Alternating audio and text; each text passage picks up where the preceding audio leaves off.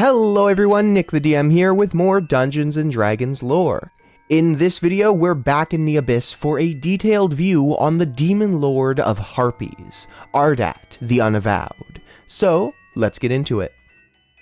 Ardat the Unavowed is a demon lord of secret or failing marriages and Harpies. One of those is a very specific group of marriages, and the other is all Harpies, so Ardat has quite the range. Ardat is described as a 12-foot tall, three-headed harpy with raven black wings and feathers. Her left head, is that of a beautiful woman. The right head is that of a twisted old crone, and the middle head is a typically monstrous fang-jawed harpy. Unfortunately, there is no official artwork for Ardat the Unavowed, at least as far as I could find, so you'll all have to make do with my attempt at depicting her as she is described.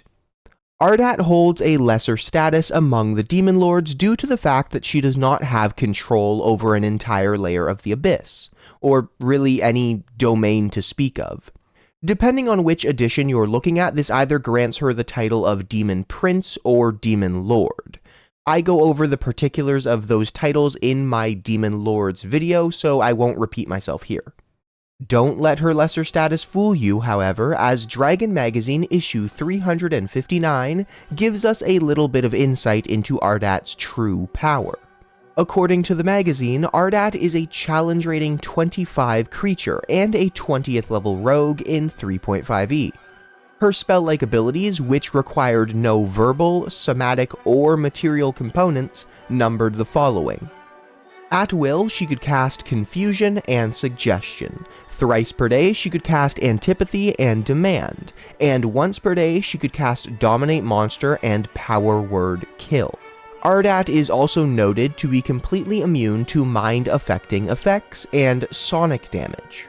The magazine in question didn't give us a full creature stat block for Ardat, but we do get to see that she has three notable abilities, the first of which was her Shriek, a classic move for Harpies. Ardat could shriek with either one of her heads as a move action, or all three as a standard action. After a head shrieked, it took anywhere from 6 to 24 seconds, or 1 to 4 rounds, before it could do so again. Affecting all creatures within 60 feet of Ardat, the Shriek would, by default, leave a target shaken for 1d4 rounds. But then, the real damage happens. Ardat's Shriek dealt ability drain damage, lowering a target's ability scores, and each head affected a different ability. The left head, the Beauty, caused 1d6 intelligence drain. The right head, the Crone, caused 1d6 wisdom drain, and the central head, the Harpy, drained 1d6 charisma. Rather than draining a score to 0 and dropping a target unconscious, as would normally happen when draining these ability scores in 3.5e, Ardat's Shriek only drains a target's ability score to 1. But this is not a mercy, for once it drops that low, the target is driven permanently insane, causing them to see allies as enemies, and making them do whatever is necessary to take out these new enemies. Thankfully, this madness was curable by the spells Greater Restoration, Miracle, or Wish. Ardat's next ability is Summon tanar'ri, a staple for tanar'ri demons. However, Ardat is no standard tanar'ri. She is a demon lord.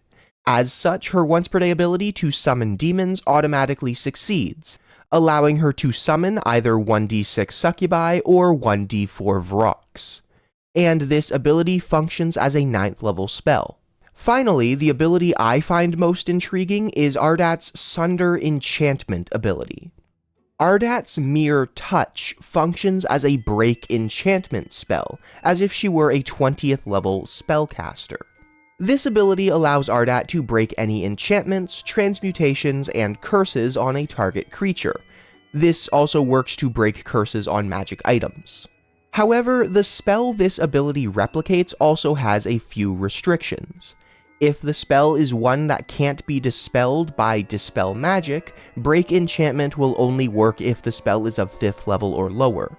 And if a curse is a built-in part of a permanent magic item, break enchantment can only free a victim from the curse, not remove it from the item.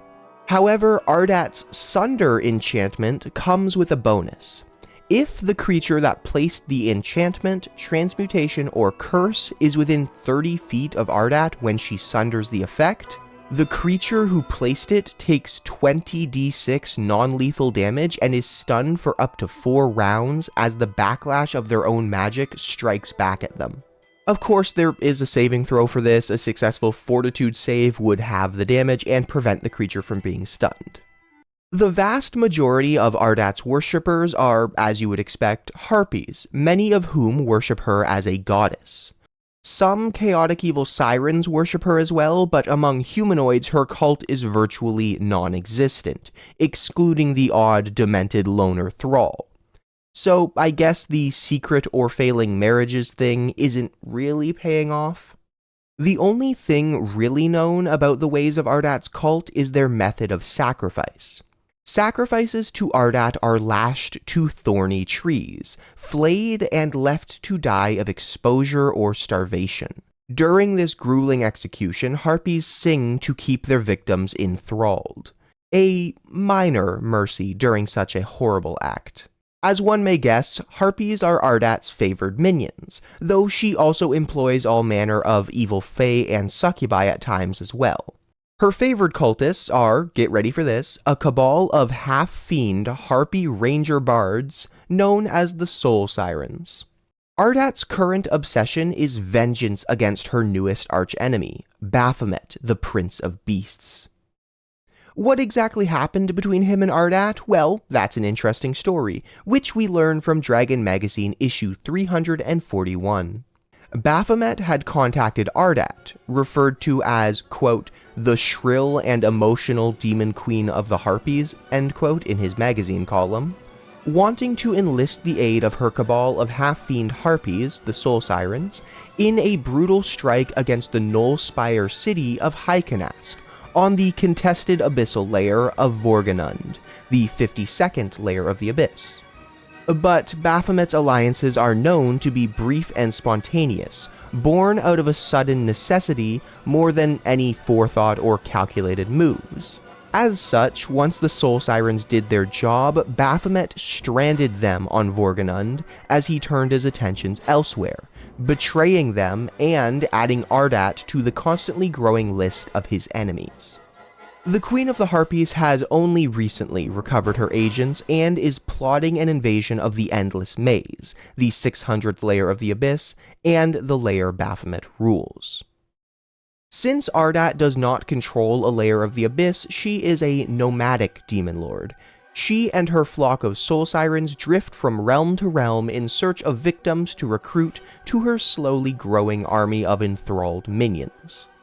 Her favored haunts are the Grand Abyss, also called the Blood Rift, which is the 4th layer of the Abyss, the Plains of Galenshu, the 377th layer of the Abyss, and the Shores of the Scalding Seas, the 245th layer of the Abyss. Although she has been spotted with increasing frequency on Toramor, the 503rd layer of the Abyss, causing many to believe she is courting Pazuzu, the demon lord who rules over that layer, for her budding revenge against Baphomet. And that is it for Ardat the Unavowed. Though her history does provide a nice plot hook for an adventure centering around a strike against Baphomet, with a potential alliance with Pazuzu. Honestly, I can picture it as a smaller version of the Savage Tides adventure path, with the adventurers going to different demon lords to discuss or negotiate with them different terms for a strike against the demon lord Baphomet. Anyways, let me know what you think of Ardat in the comments down below. If you enjoyed this video, you can show your support by liking and subscribing for more D&D content. I hope you like demon lords because that's what I'm focusing on for the next little while. But with that said, thank you all so much for watching, and I hope to see you next time. Bye.